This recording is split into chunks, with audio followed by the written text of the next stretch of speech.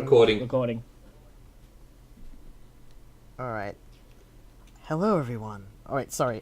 Sorry, stop that. Oh my Alright, God. We literally warned you about this shit. Oh my fuck. Come on, dude. You can do it. We're not cutting this Okay. Oh out. my god. Let's go. Hello, everyone, and welcome to the 7th episode of the Safe Out What did I just ask? Why do I always do this? Why do I always do this? 3! 3, 2, 1. Let's record. Let's go. Fuck this. Sorry. Okay. Hello, everyone, and welcome to the 7th episode of the Safe Out podcast. Today with me is a man who aims to become the very best that no one ever was. Josh. I'm gonna fly off my goddamn handle, dude. Alright, and also with me today is a man who aims to be the talk of all tales, or will it be his Final Fantasy, Charbs. I don't even play Final Fantasy, guys. Alright. And I'm your boy F, and let's get right into the show. Alright. Okay. Charbs, I need to calm down. Could you start off with your topic? Alright. So, I had to bring this up, yeah? So, we obviously didn't record last week because the Australian internet is completely perfect and no one's ever had any internet issues. Legendary quality. Yeah. Best internet you can ask for. And But I came across something that was a pretty hot topic last week, and I had to bring this up, which is a BioWare employee. He's Anthem's executive producer. His name is Mark Dara. I hope I pronounced that right. And during an interview, he was asked if he thought Mass Effect Andromeda got a fair shot at success. And his response was something along the lines of no, because it released in his words, the busiest RPG window of all times within the video game industry. And when he was asked, well, can you simplify that answer a bit? He said, well, we had to compete with Zelda. I don't know where to begin. I am going to alright, say Josh, this. unleash that rage now. No, hold up. You hold that in for a second, my son.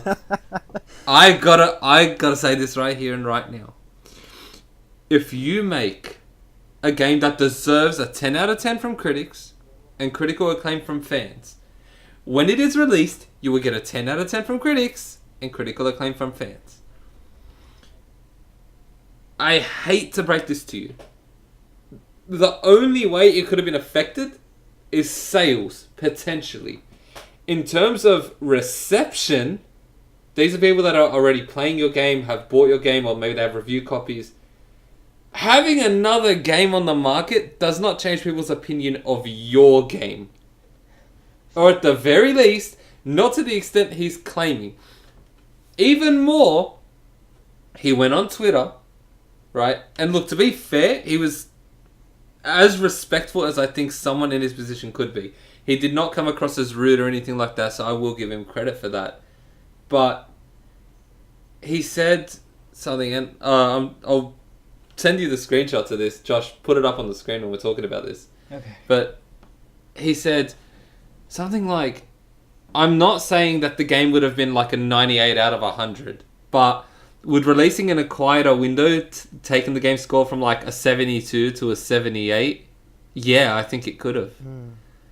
Now, if you are saying my game deserved more than a 7 out of 10, I think it deserved an 8 out of 10, you really don't have a lot of confidence in your game.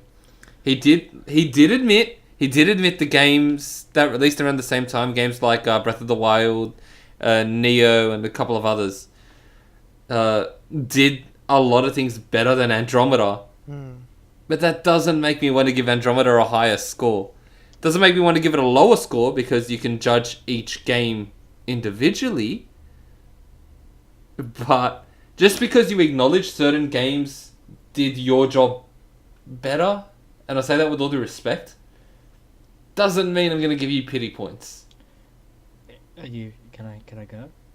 Absolutely. Unleash it, my boy. Go. Number 1. Zelda. Famous RPG, I'm sure. Oh my god!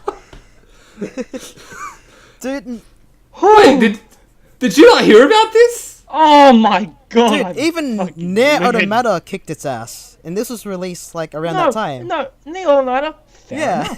enough. Both are technically sci-fi RPGs. But let me give you this: when you release a piece of shit and get a 7 out of 10, and you argue it should have been a 7.8, does it matter? Is that gonna push it over the edge? Yeah, take the L and run, boy. It's not even 8. He didn't even have the confidence to just say 8. Oh my fucking god. Firstly, this is the busiest time in RPGs of all of video game dev history. Wrong? The SNES! Fucking, oh my god! This is actually like the angriest I think I've heard, Yeah. Josh. Oh, I'm so angry. Dude, I can feel. You Dude, are. I can feel the ground Yeah. shaking and like the nearest waves fucking increasing. Like, You make games. You know this. You're supposed to know this. Yeah, sure. Release windows can highly affect how a game is received. But, We are Andromeda is fucking terrible. I'm a fed. 5 minutes into the podcast and we broke I'm a fed, Josh. dude. I'm a fed. Fuck. Oh, this isn't even the angriest I'm getting. Remind me today. not to piss you Oh, off. God. Shit. It's gonna get worse because the next topics are even more angry. Oh, Oh I'm my ready. I'm God. ready. I feel like we're about to see Josh's transformation into like Devil Josh. from Ultra Tekken. Instinct Josh. Gonna Oh my show a picture of Devil Josh right now. Josh is about to go like Super Saiyan 4. Fuck. Secondly, okay, fine. Any dev that blames the release date for lackluster review scores, at least have some credit or acclaim to back that up. At least say, oh, our game was good. Maybe we didn't release it at the best time. That's true. But your game was shit. I've seen the videos. I've seen the stare animations. All right. And also, No, but that's... Sorry, you go, also man. with the stuff like the tone he said all of that in, and the way he said it, it just proves he just can't take criticism. No, it's not even that. Because even if it was from a place of elitism, from a place of sincerity, you're still equally dumb. That is true. But my thing is... My point, Josh, was that release windows don't... I don't think they have that big of an effect Yeah. on scores. I can't... Seriously, Scores? between... No, I don't think so. I think they can fluctuate slightly because they may have Yeah. things very recently that they can compare them to. That is a fine. But my... Look, sales you can make an argument for. Scores, in my opinion, not so much. Score- yeah. But my thing is... Why... Like, I don't understand what makes you think that... Why anyone would see their game as... Oh wow! Because of the release date, it didn't get a fair That's fair them. shot. Oh, I get it. The damage control. You worked a long time on this. There are a lot of people who are very passionate about this piece of shit you made. But please, at least at the end, have the decency to step back and go, that wasn't the best. Yeah, I fucked up. Like to me, it's just a case of like the game was released, and look, I say this with all due respect. That game was, to say, we'll be nice and say it had a few bugs at launch that should have been caught during development. All right, but both of you, you played Mass Effect before. Here's a No, good I way, have not. because I'm going to eliminate a lot of shit here. Let's ignore every other game in the world. Okay. Andromeda or Mass Effect 3. That's easy. 3. All right, cool. There you go. It doesn't live up to its own series. So why the fuck are you going on about the other games? You have a legacy to live up to. That would affect your score far more than other games. Like, to be honest, I honestly just, I can't have sympathy because you're blaming the release window. Game development is hard, and we all know that. Anyone who's ever like worked on a game, whether it be for the biggest studio in the world, or working in your bedroom for an hour a week in your spare time, anyone will tell you that making a game is not easy. Or making a good game is not easy. But the moment you start saying, well, the problem is we had so many good games, and that's why our game was not received so well. I'm sorry, I can't. I cannot agree with you on that. I'm sorry, I'm never going to get over this. Dude, Because man. no one... Because it was like... the way it sounded was it was like one game was the only game that was going to be treated as, the good game. Where it's like, no, yes, Breath of the Wild was pretty clearly one of the best games of the year, but Nier Automata was given a lot of critical acclaim, as was Neo. Neo was considered to be a great success. And they came out the same time. Precisely. I think they came out in the same game month. that came around that same time. It was the I'm trying to remember the name. It's a really big game, and it's got really like a large critical acclaim to it as well. Fuck, what was the name? I guess it's just something in mind at the moment. Alright, boys. I'm gonna. I feel. We'll calm down for a moment because the next thing is gonna make me fucking rupture something. Alright, Josh. And knowing that, let's move on to the next topic. Josh, are you ready to go even further beyond? Oh yes. Alright, this next topic is about games with continuative narratives. Should they always be newcomer friendly? And we're talking to you, Angry Joe. No. Alright, Josh, unleash it. Unleash. Alright. Angry Joe we all know him, but for those who don't, is a YouTuber who reviews video games. That's his job. Yeah. Ev, could you read me the tweets? Alright, with pleasure. Hang on, let me get this up. I wish I'd made popcorn for this. Oh yes, we are ready for this. Alright. Joe Vargas at Angry Joe Show. I was about to say something else, sorry. The Kingdom Hearts community is one of the most elitist I've ever seen. I literally have people telling me not to review the game, or they'll brigade me and harass me if I don't play all the previous games. No, you have 1,000 die-hard fan reviewers for that. Jesus. Point number 1. If you're expecting to go into a game called Kingdom Hearts 3 and go, this is a good jumping off point, isn't it? You have a severe mental deficiency. Numbers have escaped you. Okay, look. Let's be very clear though. Let's be very clear. It's just you can have games that you can jump into mid-series. It's just Kingdom Hearts. It's a very story-driven. You can't. It is notorious for how complicated and how fragmented its games are, in the fact that you have to play them all to understand it. It's a very famous thing about Kingdom Hearts. People know this. I think I said on the podcast once as a joke, but there was some truth to it, which is I started with the first game when I bought the collection on PS4, and I still didn't have a clue what was going on half the time. Yeah. For the first 2 hours, I was just like, what the fuck is this?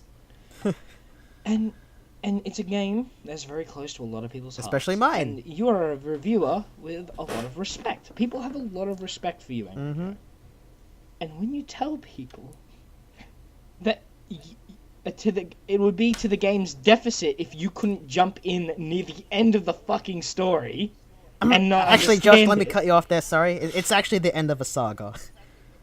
It's the end of the saga. It's the end of I was about to say. It's the end of a saga. But it's basically like...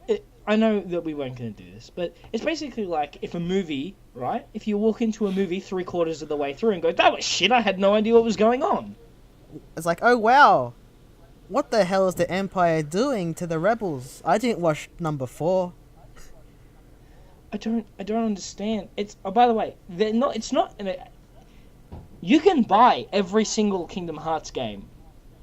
Alright? You can buy every single one as a bundle on the PSN store. It's not inaccessible. All in one bundle. Yeah. They are long? Yes. They are long. But if you want to review it, and you want the best possible stance to review it, where you have all the information, that would be a good thing to do, wouldn't you think? Yep. Well, look. I honestly think you can review. If pretend I was Angry Joe, I don't see anything wrong with reviewing KH3 without playing the others, as long as you acknowledge that you're not gonna know anything about that story. If you criticize the story, you have no fucking, say on it. Yeah, that's my point. Is it's like, at that point, with a game like Kingdom Hearts, I'm not trying to say it's barren or anything like that, but if you took the story away from Kingdom Hearts, what else is there? I guess the action gameplay, but that's there's good gameplay. But what else do you have? The story is the thing about Kingdom Hearts that honestly brings it all It's together. an RPG. Well, it's an that's RPG. You expect story. It's not Final Fantasy, Angry Joe.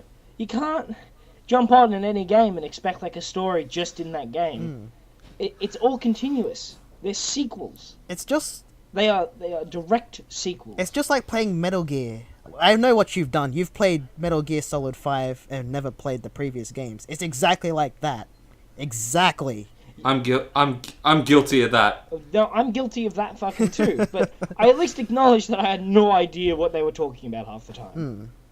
Wait, But I enjoyed it, and you can still enjoy it. did he criticize the story for that? Just wondering. No, I don't believe he did. It's just that it's the balls on someone to like call them community elitist for being a little bit upset that you're reviewing a game that's almost entirely fucking glorified for its story and like the narrative of it, and go, no, I'm not going to do that. You're gonna hate me for this, but in his defense, why on earth, if let's say I'm one of those quote unquote elitists he's talking about, why the hell would I watch Angry Joe if I want an opinion on Kingdom Hearts? Angry Joe is... I don't think it's that people want Angry Joe. It's the people who would watch Angry Joe and also like Kingdom Hearts who probably want to see their favourite reviewer review a game that they really are looking forward to. It's not just them as well. It's also the possible newcomers. Yeah, no, it is. It's a lot of, like, his audience might be some of those who don't play Kingdom Hearts, and he might be the only voice they get to hear. I get that, but to be honest, if in his review he comes out and he says, "Alright guys, well, I've never played a Kingdom Hearts game before. I've been told that this is a game that's heavily story-based and story-focused. So if you want a proper opinion on the story, go watch another review." And then someone goes off and buys the game and then says, "Oh shit, I wish you told me to play the other ones first." I put that blame on the consumer. No, that is the blame on the consumer. But as long as he doesn't come out and he's like, "Oh wow, this game's story is crap because I had no idea who the characters were or what they were referring to when they talked about past events." No, but that's the way he's been wording it. Yeah, that's exactly how he's been saying. The way he's been wording it is, the game should stand on its own merits, and I shouldn't have to look into the background of it to enjoy it or to understand it. To which I would say that's not how things work. I don't want to shit on you, but that's just not how continuative narratives work at all. It really doesn't. It's extremely hard, especially for a game where you're 6 games in, maybe even more than that. It's more. No, there are more than that. There's more than that, and yep. And that's a lot of shit to catch someone up on. It's just not feasible. So they put it all together and they're like, alright, here it all is. We can't explain it in this game and still have everything we want to have in it. Like, as a Kingdom Hearts fan, let me say this. Like, a huge Kingdom Hearts fan, bro. Like, you used to know. You elitist. Okay, oh, yeah. Like, the Kingdom Hearts games aren't very newcomer friendly at all. Like, if you try to jump into any game, you're not gonna have a good time. You're gonna get... Jump into 2 without playing 1. You're gonna get a fucking headache. Trust me, you're gonna need some paraffin after that shit. But seriously, like, if the recommended order you should play in Kingdom Hearts in is not chronological order, it's release order. And the reason why I say this is because of the story and how it handles itself. Yeah, the way it's told is in release order. They're not, even though like you're jumping back in time and that, It's assuming you have a lot of knowledge. Yeah, but that's more reason to get the bundle, because the bundle literally orders it for you. Yeah. I don't know. I'm not going to go to the acclaim of talking about whether that's good design. I'm not going to go to the acclaim where I think that Kingdom Hearts did the right thing by doing that. But if you're... No, but that's not the argument here. Yeah. If you're going to review a game, and you are fully aware that this is the case, and you cannot be bothered to put in the time to play it all, then fucking maybe just at least admit that you're not going to factor the story into your review.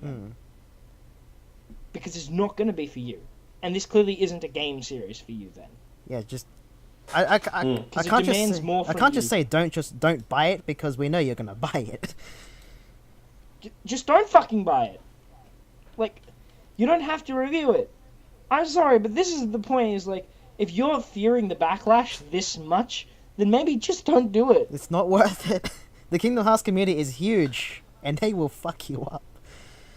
Also, I don't know if we're gonna double check this. I'll double check this later, but if this is your job, and this is like how you make your money in that, it's probably worth doing it. It's frustrating, to be honest. Because he's like one of those big YouTubers, he could very well, like, if he criticizes the story in any sort of way, this could potentially turn away people who are interested in that sort of thing. No, it really can. It really could turn away newcomers. And I understand that newcomers are probably going to be turned away by the title Kingdom Hearts 3 anyway. And we know people jump into like a random chronological order of a game. Like, we know we're all guilty of it. No, I started with Symphonia 2, alright? Like, we've all done it. And yes, games can stand on their own merits while being separate from the original story, and you can try to enjoy the story of a game, but if it's so heavily predicated on what's happened before, there's going to be so many times where you're going to go, wait, what? And look, this goes without saying, but you probably shouldn't shit on an entire fan base. Yeah, no, don't do that. That's a double-edged sword right there. Fandoms can be toxic, but you do not want that aimed at you. No. Well, that's why you don't want it aimed at you. I mean, look, there are a lot of fandoms that I'm sure all of us can point at and say they go too far with certain things. Oh, it's a case of like, we can say so much. You're part of that, Josh. Rick and Morty. But Sonic. No. In all seriousness though, it's a case of like, why on earth would you start all this internet drama by pissing off an ungodly amount of people? And I say this with all respect, because we've seen what happens when prominent YouTubers, prominent internet personalities have pissed off, large amounts of people. We've seen cases of DDoSing, swatting, people have... fucking racism. It really can. And look, I completely understand that that's not something anybody should go through. No one should be harassed online like that or anything like that. But if you can't handle the internet and being such a prominent figure on the internet, it's tough to be a YouTuber, especially for someone like Angry Joe, who's been doing it for years and years and years. Like, okay, that might take a toll on you, and this isn't the first time he's had issues with fans. He's even had issues with his own fans. I don't know if you guys remember, but what happened? Essentially, it was from memory. He wanted to take a break from doing reviews for a bit. Oh dear. And some of his fans didn't like that, and he turned off comments on some of his videos for a while. That's just off the top of my head from memory. But it's just like I don't understand why you would sit there and just straight up criticize a bunch of people if it's as you guys are putting it. I didn't pay attention to this. I'd heard about it, but I was just like, you know what? I don't really follow Angry Joe. I couldn't. Yeah. It doesn't bother me. It's not the only thing he said though. Yeah. He said a lot more, but I'm not bothered to go all the way down. Look, I've been very harsh of this, and I'm only harsh of this because it just seems really unprofessional. No, Yeah, I it's agree. very- It is. It's Yeah. very unprofessional.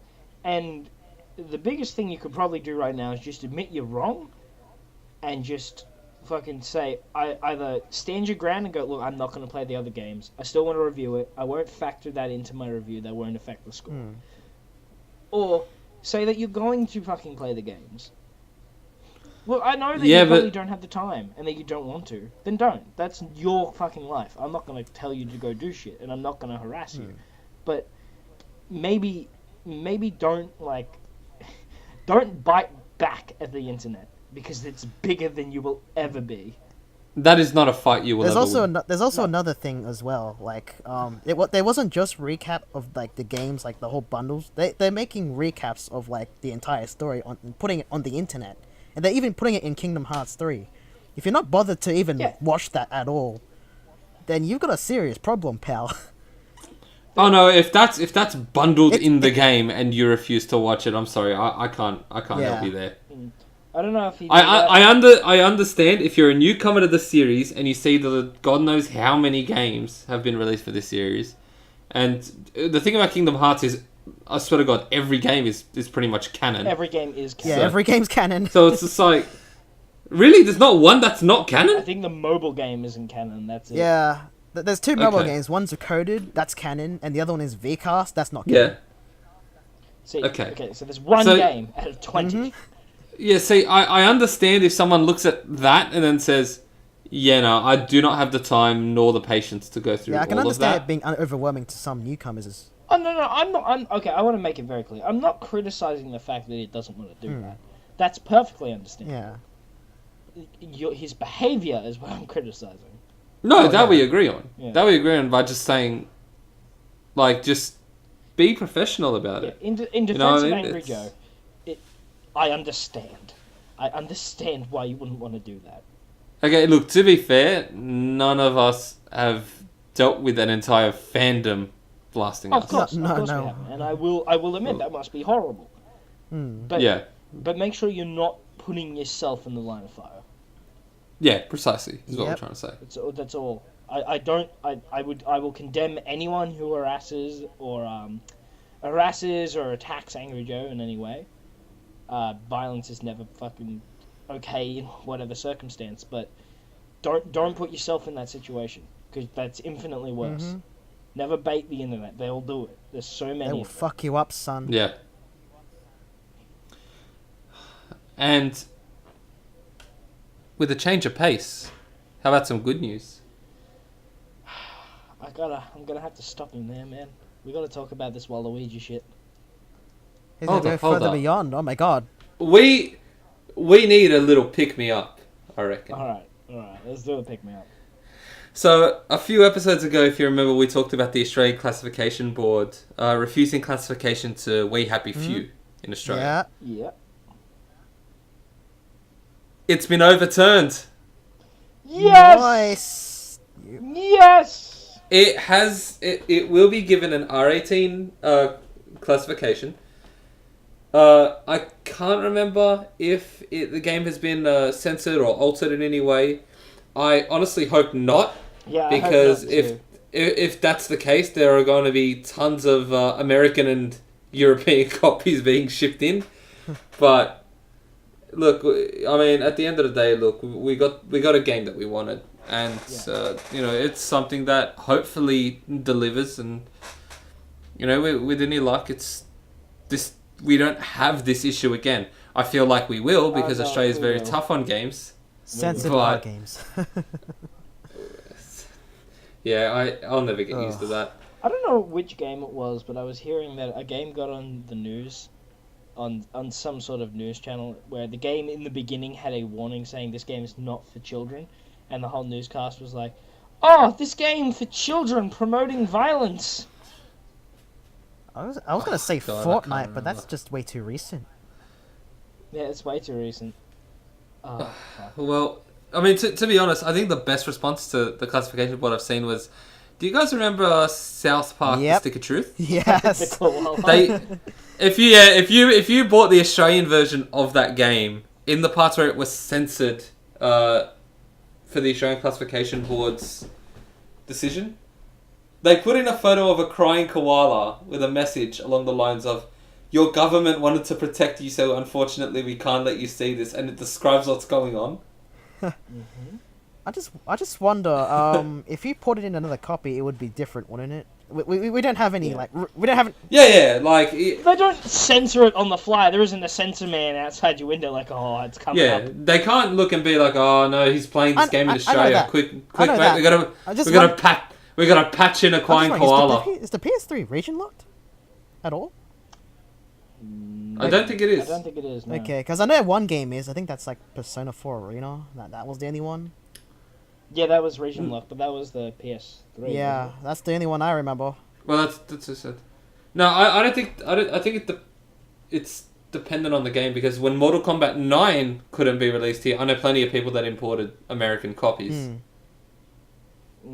So would not surprise me if it was done by the game itself. Yeah, maybe the game itself was the one that did it. Yeah.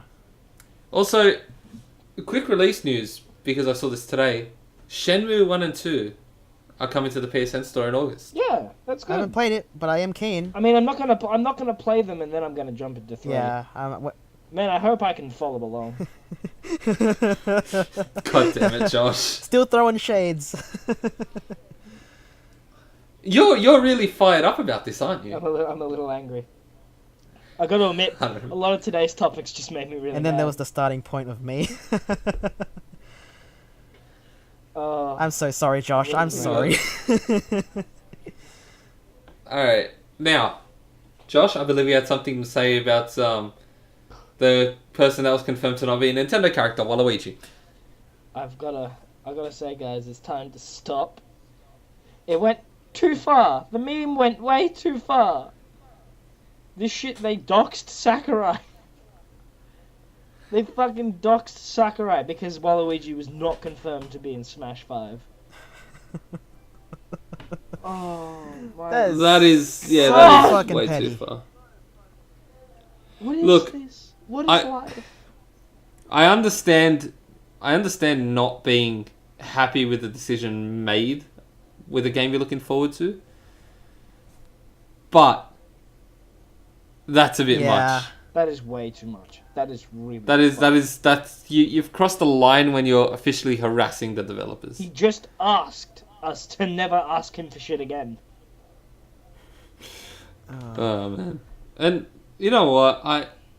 I find it.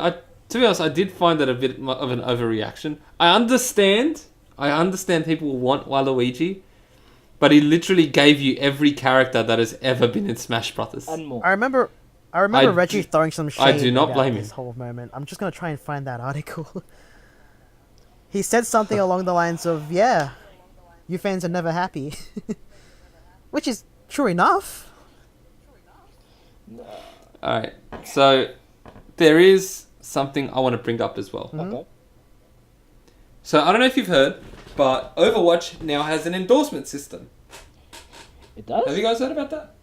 So what they recently put into the game with an update is a little endorsement system encouraging you to essentially be a decent human being. And what it is at the end of the game, you can endorse up to 3 players.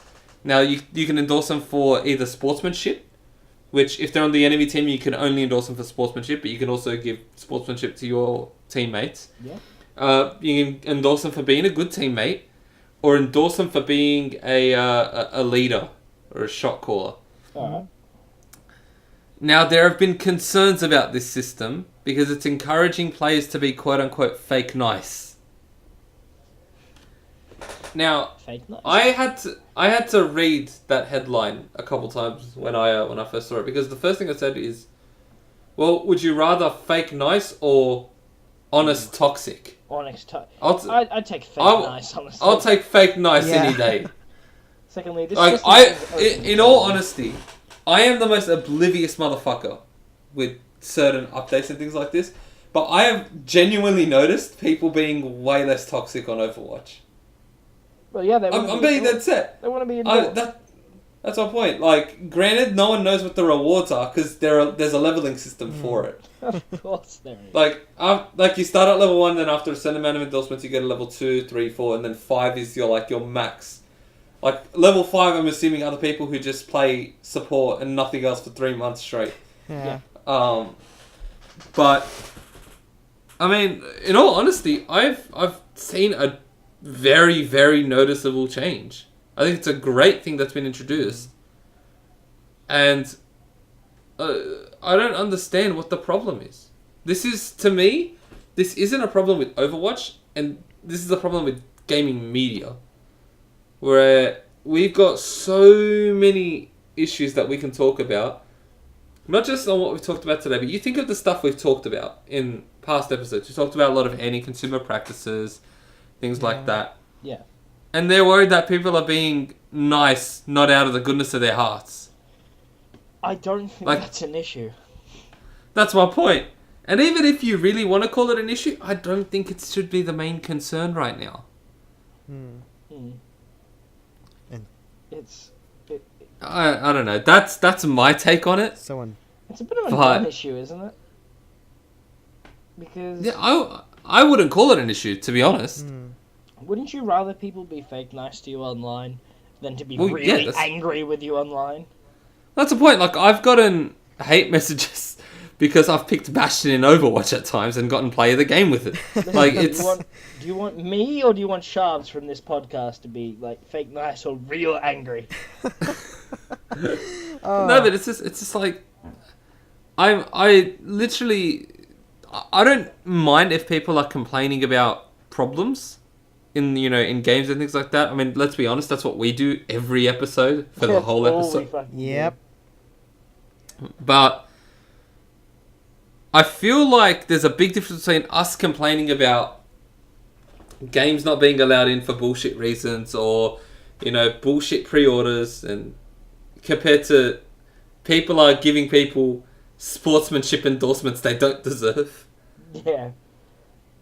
And, I mean, I don't know. That's just me. So endorsement system, huh? So Overwatch and LinkedIn fucking collaborated. Oh my god. Overwatch and LinkedIn collab. I can't imagine what that would be like, actually. I bet there would be something stupid like a hamster hero. Hey, don't mock Wrecking Ball, because I was playing him on the PTR last week. It's actually pretty fun. I'll do what I feel like. I cannot wait for a Genji to try to, cut me down with his stupid ult and just launch 15 mines around me. See if he can navigate. See if his cyber abilities can navigate that. But no, look, in all honesty, one of the other things I was going to talk about, and I don't know if you guys have heard about this, but I understand pre-orders, right? Now, I've only got 2 games on pre-order currently. One is Red Dead Redemption 2, the other one is Smash Brothers, right? Yeah. Now, it was really easy deciding what edition of those games I wanted. Smash Brothers, because as far as I know, there's only one. Yes. And Red Dead Redemption, because I loved the first one, the first Red Dead Redemption, and I actually don't mind Red Dead Revolver. I think it's a pretty good game. You're just really hyped. I'm really hyped, and I feel like I trust Rockstar, so I pre-ordered the Ultimate Edition, and that's all paid off, and I've also ordered the Collector's Box for that. Now, why the hell do certain games need 5, 6, 7 different editions to pre-order? Because how else will we know what to pre-order if not the $2,000 edition? Now, that's perfectly fine, but what shits me is when you have all these editions and not one of them has everything. Yeah, that's called Kickstarter, my friend. No, I'm sorry. Assassin's Creed Odyssey. I had very mixed feelings about it, right? Because I love the series. I do love Assassin's Creed overall. But I feel like it's moving away from what made it great. And I know some people like that, some people don't. I actually did really like Origins. But now that they're going... now that somehow this predates the origin of the Assassins, I'm sort of questioning why it's an Assassin's Creed game. It does look like a great game. Actually. But that still makes no sense. If you know the story of Origins, you'll know why that makes no sense. It still makes Spoiler no alert. sense, but I'm sure they'll figure out somehow. Did they just retcon their entire backstory? Well, I mean, they sort of did. One thing that we actually gave them praise for that none of us picked up on was the fact that we said, oh wow, that's great. You can actually play as a female main character. And it wasn't until I was watching an episode of Zero Punctuation. I hadn't seen Zero Punctuation in ages. I used to love watching those. But he said, hang on, in Assassin's Creed Syndicate, wasn't one of the main playable characters female? And I went, shit, how the hell did I forget that? I didn't think the game was that forgettable. We all forget Syndicate. But also, Yeah. I think it's just because it's really high profile. I think if they did it 3 times in a row, it's like, oh, we can finally do this! Yeah.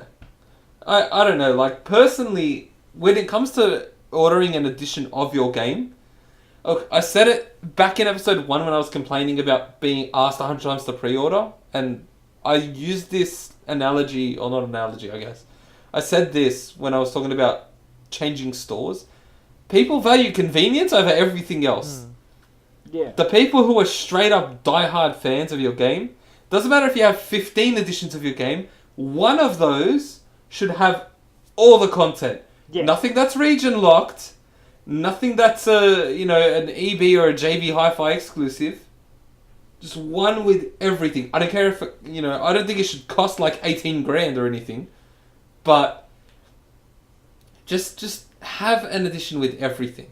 I don't care how many statues are in the game, but and the worst thing is, by the looks of it, it's missions that are split up.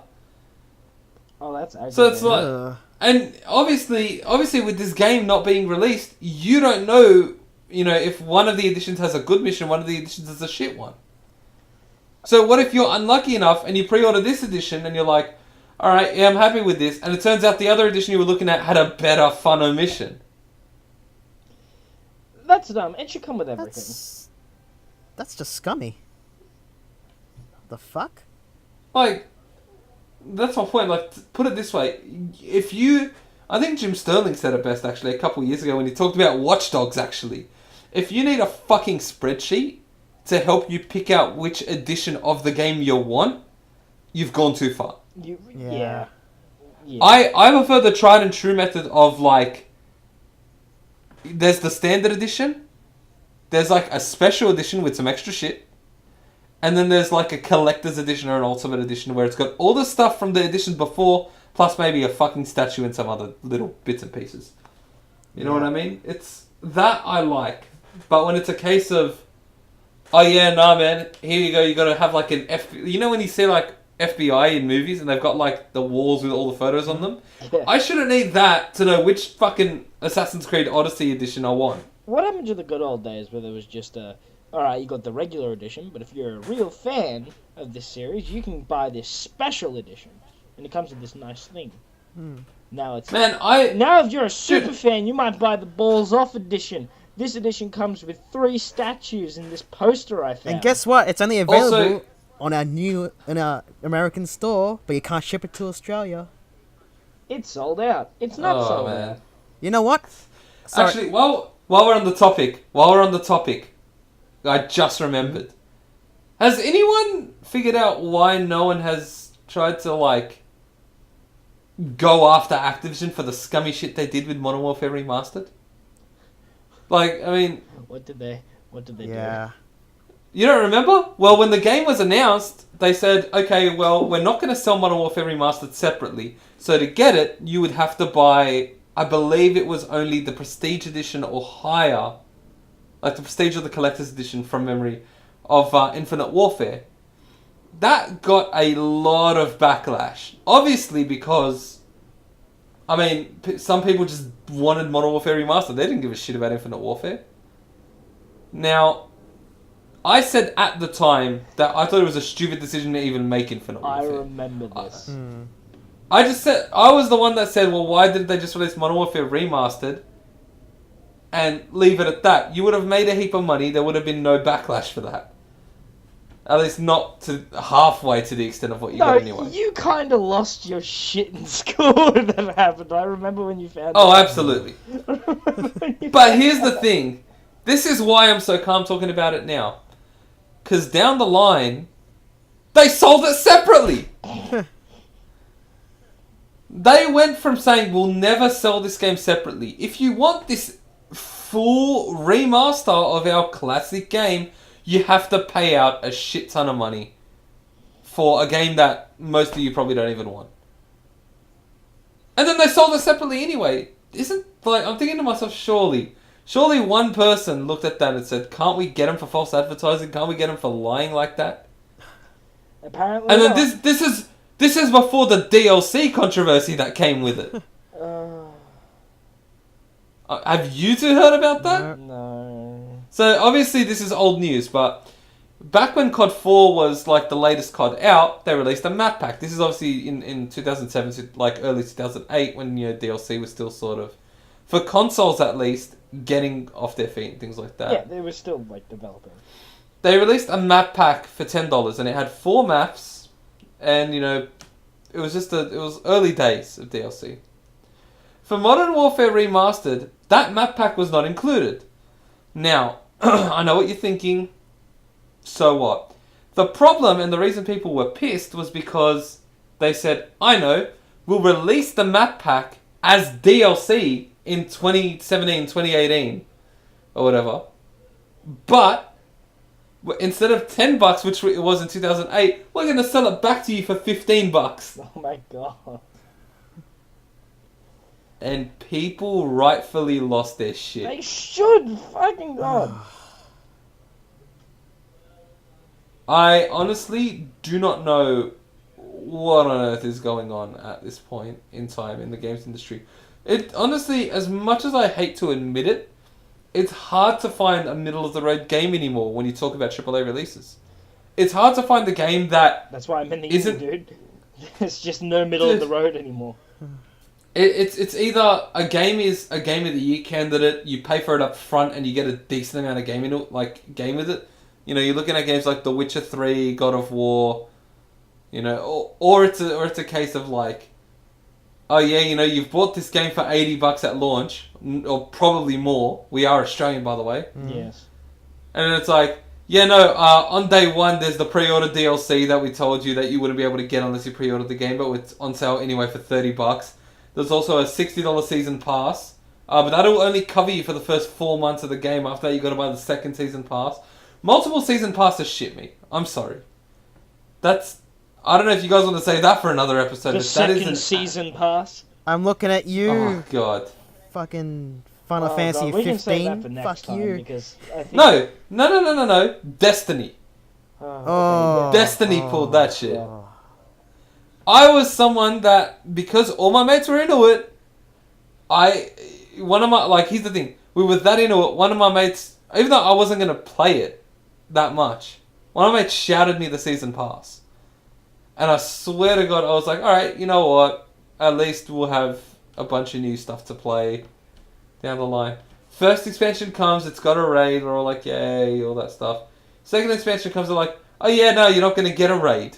Obviously, I don't know if you two played Destiny or not, but raids were the 6-player, big mission type of things, which everyone was excited for.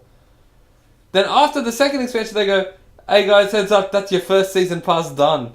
You gotta shut up for the second. At that point, I firmly uninstalled that shit and went, nah, not playing this again. I said, I will not play Destiny up until everything is released. Then I will consider it if it's quality. And you know what's funny? The second season pass from memory was also $50. I ended up buying all of Destiny from the start to the end. This is obviously after everything's been released. For $35. I don't even know where to begin, honestly. There's so much to unpack. It's destiny to fail, dude. It was its destiny. Oh shit. You're forcing that, and I can't give you props for that, Amp. I'm sorry. I had to say that because it was just fucking like, dude, like that's just the most scummiest fucking thing, dude. Like, I mean, I'm at a point now where I'm just like, you know what? Like I'm dead set. I've said it before, and I'm gonna say it again. I'm just like I'm like in AFP mode. I'm in like federal police mode where I have to like thoroughly make sure a game won't screw me over if I buy it. You know what I mean? Yeah, no, that is a genuine concern. very.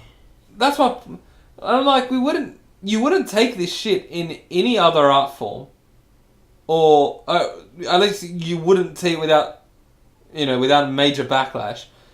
You wouldn't see it in like other professions. You know what I mean? So it's like, why do we allow it to happen in games? I remember, right? I was playing the other day. I was playing Tony Hawk's Pro Skater 4. I don't know if either of you played that. No. But it had a demo for I think it was like a wakeboarding game. And I remember I used to play the shit out of that as a kid. Same thing with, the PS2 demo discs, or Ratchet 3 having the Sly 2 demo. Yes, that was great. Like, Yeah, I remember that. games used to come packed with, like, parts of other games. They were just throwing the shit at you. Dude, I Here, try our Vince game. back in the day. You go to the special menu and you could play a mech game. It was fucking fun. Oh. I remember the Like, old days. they were legit, they were just throwing that shit at you. They were like, oh yeah, hey, we see you bought this game made by a completely different studio. Try our game. If you like it, please consider purchasing this from your local retailer. Yo, fam, I've got this ticket that'll buy you a bunch of DLC, but not the good stuff we make later. The map packs and the skins. The crossover event with Chuck E. Cheese. That's the good shit right there. Oh. Man, I'm legitimately just sort of really annoyed. It's not even like I can't even. This is everything we're saying, despite the fact we laugh about this sort of stuff. These are, like you said, Josh, serious concerns. Like, I don't know if I've said it on this podcast. I'm sure I have, but it's a case of like back on the PS2.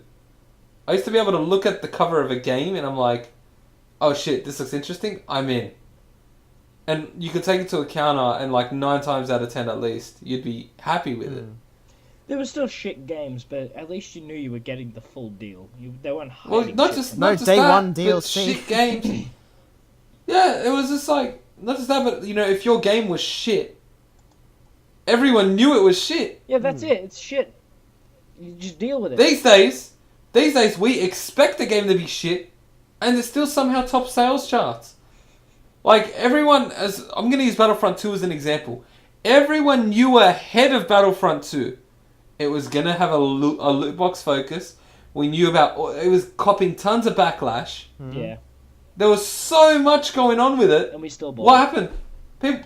I didn't, but people bought it in fucking tons. Like, I was shocked. I was like, this was your chance to send the firmest possible message. And you sort of half-assed it. It's not... We just had to go through with it, man. Here we go. Here's the quote again that we always say. Just don't buy it. Like for years, we sat here, like, people have been saying, oh wow, for example, EA, oh yeah, man, the stuff they do is terrible, all this stuff. And it's like, okay, well look, they've made a game. It's doing every single thing you don't want it to do. What did you do? I pre-ordered the special edition. Like, what the fuck? What were you expecting at this point? And I was especially salty. Not because I'm a huge Star Wars fan, but because this was your chance to say, hold up, we're not going to stand for this shit. Disney is looking at you, trying to find a loophole out of to get the license away from you because of all this negative backlash. Dude, and they're dealing with Solo, and oh boy. Oh They've man. already got things to deal with. Yeah, apparently Solo's on track to lose 80 million, but that's a story for another day. Yeah. That is a story for another day. That's a story for another podcast. Yep. But No, we just have to. People just have to be careful. We need to know what we want, and we need to. You just need to fucking just be. Understand what you're buying before you buy it. Because when you buy something, you are supporting it. You're telling them that this works, and that's why they keep doing it. The reason why there's so much fucking. The reason why they're putting like all this microtransactions in full price games is because we keep buying it. Yeah, absolutely. All we've done with our wallets is tell them, oh, well, yeah, we don't like this, but it doesn't stop us from putting the money into it. And we're like, well, this makes money, so why not? Like, before I even, like, buy a game, like, if I don't know a thing about it, I make sure I watch, like, at least a lot of videos for it. If I'm not invested by the time I watch, like, my 4th video, I don't think I want to buy it.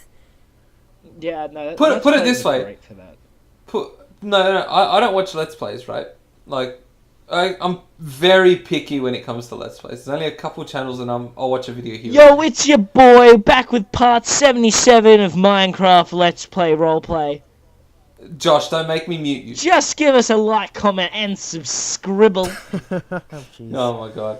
But no, you know what it reminds me of? Do you guys remember a while back how I believe it was Take-Two's CFO made a statement that ended up essentially making headlines for saying games aren't as monetized as they could be?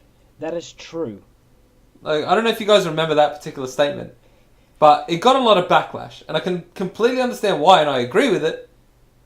But can you really blame him for saying that? Games aren't as monetized as they should be, as they could be. Absolutely fucking correct. They can gate you at every turn. Be thankful for that. Yeah, no, but it's just like, look at the amount of money microtransactions, not game sales, not DLC, microtransactions in certain games have brought in. There was a photo, and I swear I couldn't stop laughing when I saw this, because it was so sad but so true. And it was all of Rockstar's games, and it said, try to pick the date when Rockstar discovered microtransactions. And you see this gap between 2013 and 2018 when nothing was released, because obviously they were just supporting GTA Online. Yeah, another thing is, you know Pokemon Go, that game that no one believes anyone plays? That still grosses over $1 million. Yep. Like, microtransactions fucking work. And that's the terrifying thing, is because the companies don't know when to stop. They're going to keep pushing it until they find a breaking point. And they're going to put it to the point where it's not friendly anymore, and games aren't going to be what they used to. Much as I hate to admit it, I'm not going to say we need a crash, but what we desperately do need is some sort of reform. We honestly need to send some sort of message, and I'm not saying us three, who the hell are we? But I mean, in droves, not just with downvotes on Reddit or anything like that, not just on YouTube dislikes. I'm saying with our wallets, we need to just not give money to games that we don't trust. Yeah, no, that's it. The amount of people I've seen saying, "Oh yeah, no, I don't trust Red Dead Redemption 2 after what GTA has done with GTA Online and how monetized that's been," and they're like, and then you just see another 1,000 comments responding saying, "Yeah, but let's be honest, you're going to pre-order it anyway, or you're going to buy it anyway after 2 days. You're not going to hurt their bottom line." And it's like, look, if you really don't trust the game like that, don't buy it. Just guys, I know we're kind of leading this charge of don't buy it, kind of but it's so. For your birthdays, I'm getting that on a shirt and giving it to you. I will accept that. You know how you just said we're gonna. You know how you just said we're doing that as the whole reform thing, right? You know that don't buy it is technically our Viva la Revolution. Viva la Revolution. But it's basically. That's it. I feel like it's our motto. It won't be a crash because the indie market exists now, and that's where people will go. I guarantee you, if AAA crashes, or at least goes down, they will flood into the indie market, or people will leave games. Now, boys, for this week's hidden topic, because as I told you, I'm lazy and think on the fly. Yes. I'm kidding. This is something I thought of, but I wanted to bring it up at the end just to stir you guys a little bit. Let's just do something nice and quick. Let's do this. Fortnite has made the news again. God damn it! So 9 News. Did they not watch our podcast? What's I don't what's the think they biz did. this time? 9. This time it was 9 News giving tips to parents about how to manage your kids' daily Fortnite intake. Now let me stop it right fucking there. If you're watching the news to tell you how to manage your, son or daughter's daily video game intake, I actually don't know what to do at that point. At that point, I'm seriously calling your ability to be a parent into question. That's really bad. It's so sad. That's terrible. All right, our podcast last week had 5 views. I'm assuming they're all 9 News executives. You guys fucked up.